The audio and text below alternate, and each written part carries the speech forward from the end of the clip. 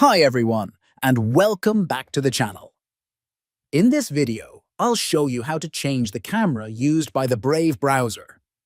Whether you're using Brave for video calls or online meetings, switching to the right camera is quick and easy.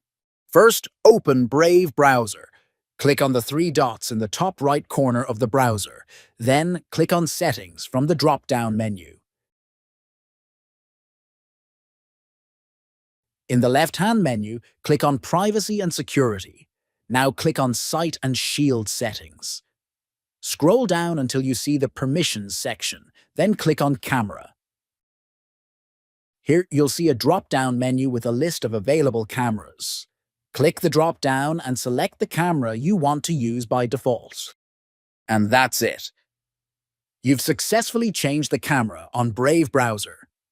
If you found this video helpful, don't forget to like and subscribe for more quick tech tips. Thanks for watching, and see you in the next video.